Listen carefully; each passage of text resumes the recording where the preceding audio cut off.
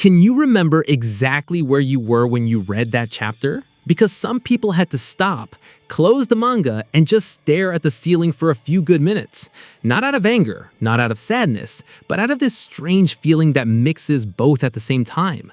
Like something you thought was impossible to happen just happened right in front of you, and your brain simply refused to process it.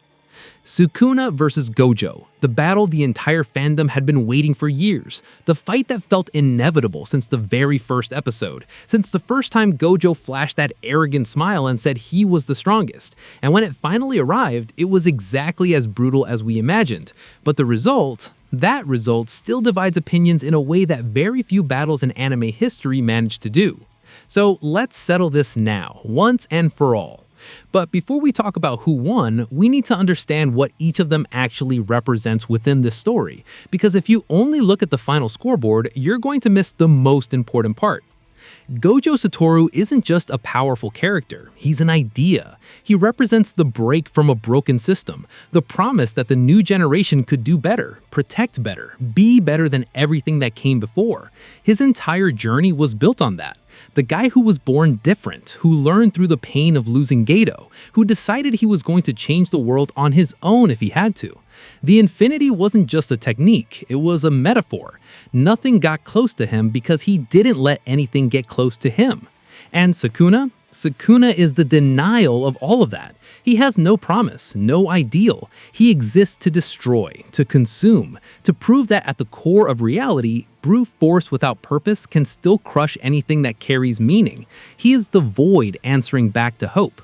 When these two met, it wasn't just a clash of titans, it was a philosophical argument being settled with this. Now, here's the part most analyses rush past too quickly. Gojo's condition going into the fight. Think about it. Gojo was trapped in the prison realm for over a year within the ceiling's time frame, while his world was falling apart around him, his students, the system he tried to reform, everything moving on without him.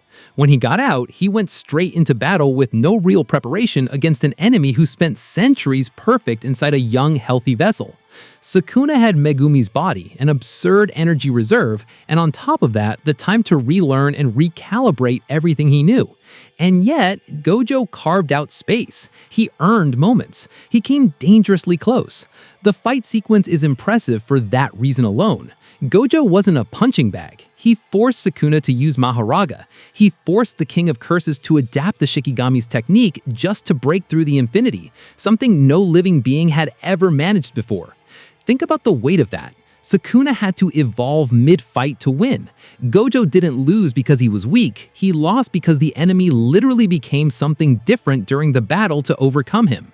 And that detail matters a lot, because when the cut happens, and I don't need to describe it, you know exactly which cut, what Akudami did was brutal in a very specific way. It wasn't a dramatic explosion, it wasn't a 5-page farewell speech, it was an interruption.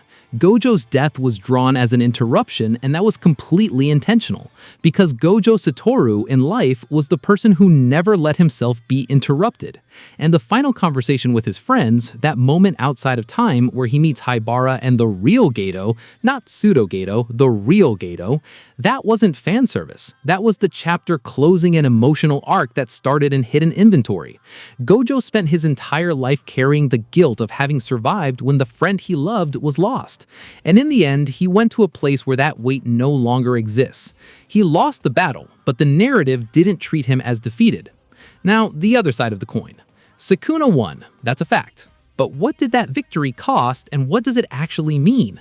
Sukuna won using a strategy that involved permanently sacrificing Megumi as a vessel, forcing Mahoraga into a never-before-seen adaptation, and still came out visibly drained after the fight.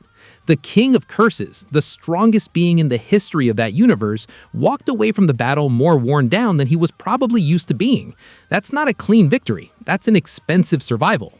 And you might say, but a win is a win. Yes, and no. Within the story of Jujutsu Kaisen, Sukuna's victory serves as the darkest point in the narrative, the moment where pessimism truly wins, where the system Gojo tried to reform proves it still isn't ready, where the students he raised has to face a world without the safety net he represented. Gojo's death isn't just a personal loss for the characters, it's the removal of a narrative crutch.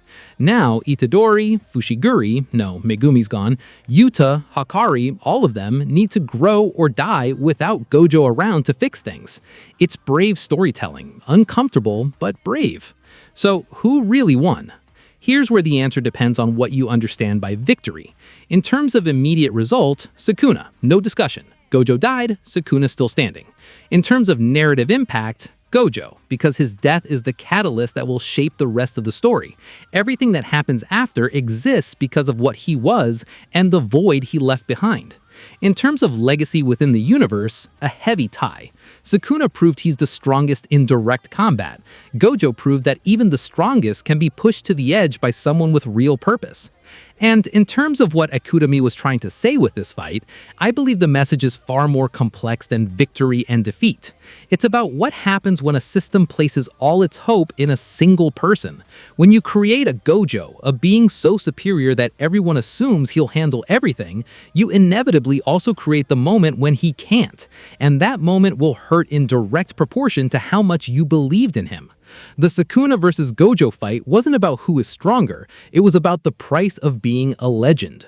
Gojo lived as the person who could never lose, and when he did, it felt like a collapse because we believed in that too. Sukuna didn't win because he deserved it more, he deserves nothing, he is pure chaos, but because the story needed him to win in order to keep growing. It's the same reason Mufasa's death works, it's the same reason the Thunderdome works. Narrative sometimes needs to break what seemed unbreakable to prove the story isn't over, that there's still more to tell. And there is. Sukuna will still fall, not because of a more powerful technique, but because what Gojo planted in his students, in his relationships, in the belief that it's worth fighting, is still alive. The final question that remains is this. If Gojo knew, deep down, that there was a real chance he wasn't coming back from that fight, would he have done anything differently?